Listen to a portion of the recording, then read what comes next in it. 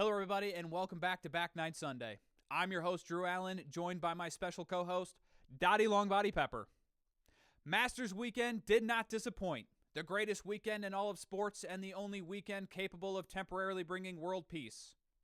Before we go any further, congratulations are in order. Rory McIlroy, becoming only the fourth player in history to defend his major title, putting the green jacket on himself.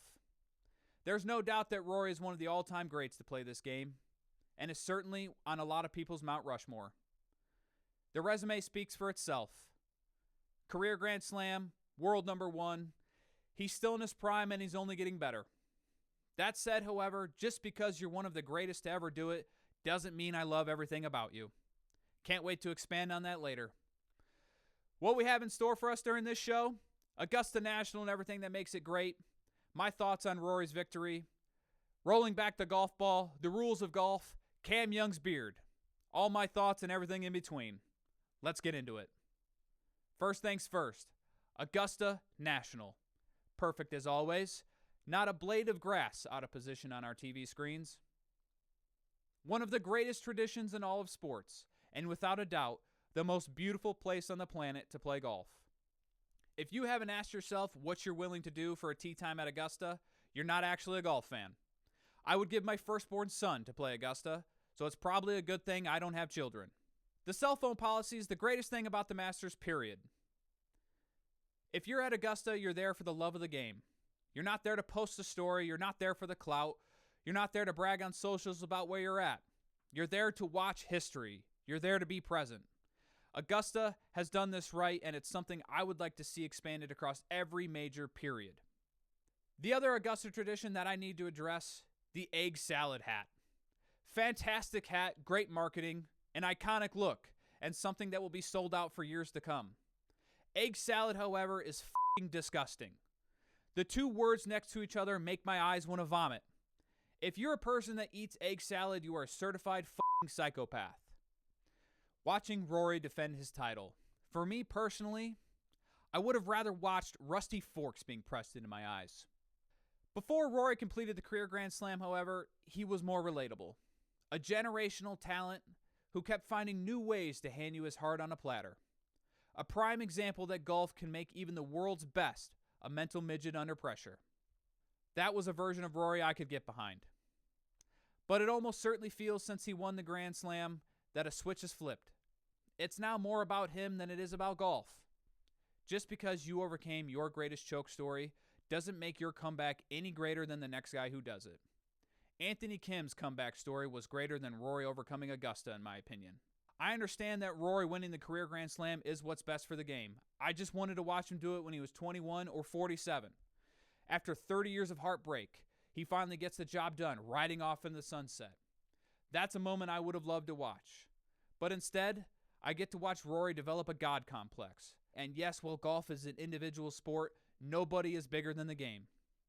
After I watched Rory hole his final putt, I did exactly what I did last year. I shut off my TV.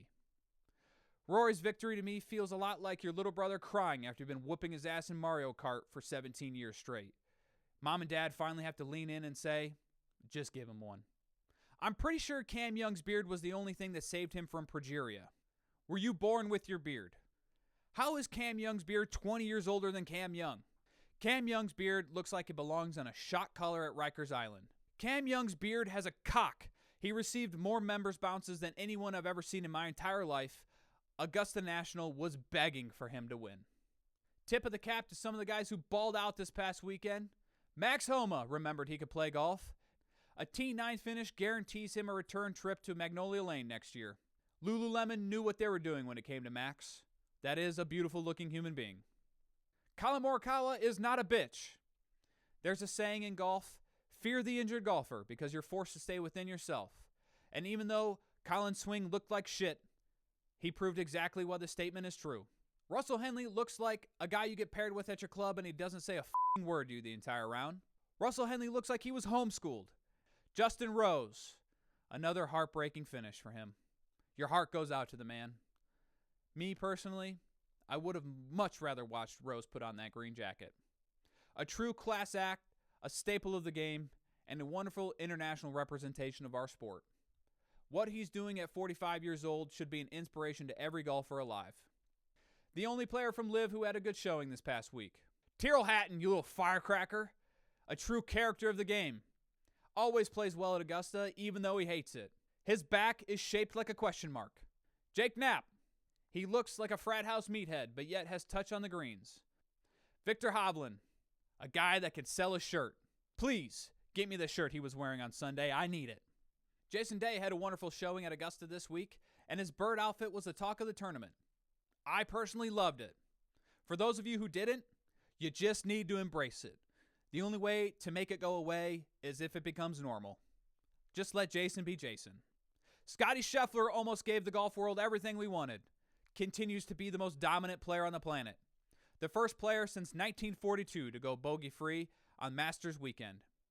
I was far more impressed with Scotty's weekend than I was Rory's. There was no conversation to be had between the two of them. If Rory found himself in a playoff with Scotty, Rory loses 10 times out of 10, 100 times out of 100. And then there's some guys who decided to ride the short bus this weekend. My new favorite golfer, Hao Tung Lee, doing his absolute best impression of Bigfoot en route to making a fucking 10 on the 13th hole. A final round 80, shit-filled shorts, never stopped smiling. Shane Lowry recorded a big boy ace at the 6th hole on Saturday, completing one of the greatest hole-in-one resumes the game has ever seen. Unfortunately for Shane, his hole-in-one resume was far more impressive than the round he shot on Sunday. The patron who yelled, "Give me back my son!" is going to discover where Nancy Guthrie is, never to be seen from again. Tommy Fleetwood disappeared in truly disappointing fashion, a guy I loved going into the weekend. I have no further comment here. Sergio Garcia. I tell you what, the thing you have to respect about this jackass is that he has never changed. And the fact that he has the balls to pull his shit at Augusta National is something you almost have to respect while hating him. Hot takes I have after watching coverage this past weekend, and I need to get off my chest.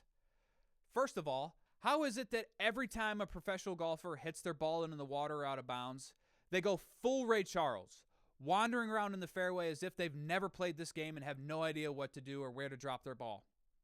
Yet, I watch those same guys know that if they pretend to hit a flop shot from 185 yards and contort their body into a stance that makes zero sense, they claim that the sprinkler head has impeded their address, and now they get free relief into the middle of the fairway. Rolling back the golf ball is dumb. At the end of the day, you still have to hit the golf shots. I'm not disagreeing that the game has gotten easier with advancements in technology and equipment, but you still have to put the ball in the hole. Rory was hitting the ball all over the planet this weekend, yet it was his short game that he had to rely on to win the Masters. Aaron Rai has a swing that only a mother can love. My wife's takeaway from this weekend? Wow, golf. I think that sums up every non-golfer wife when they asked us, "Are you going to watch golf for 8 hours again today?" Yes, honey. Of course I am. As we close out today's episode, just wanted to say a few things first. Thank you to everyone who has reached out with kind words and feedback about what you like and what's wrong with the show. It's everything that I need with this journey you're taking with me. Huge shout out to my buddy Patrick, who let me know that the audio was broken in every single video that I'd already uploaded. If you were deaf in your left ear, you never would have heard a word. That's because I've spent the last 15 years in the golf industry and I didn't need a college education for it. The last operating system I used on a computer was Windows 94. I'm a one-man show doing this. I shoot, I write the scripts, I make the posts, I do all the editing. And I have no idea what the fuck I'm doing. It kind of feels like I'm free soloing in scuba gear. I'm open to all advice, critiques, and feedback that help grow the quality of this show, including the note that I need to look at the camera more because apparently I was doing my best Stevie Wonder impression. If you think you can help 4Putts grow, please reach out. Email me at 4puttsmedia@gmail.com. Thank you for joining me on this episode of Back Nine Sunday. I'm your host, Drew Allen, joined by my co-host, Dottie Longbody Pepper. This was presented by 4Putts Media. I'll catch you next time on the first tee.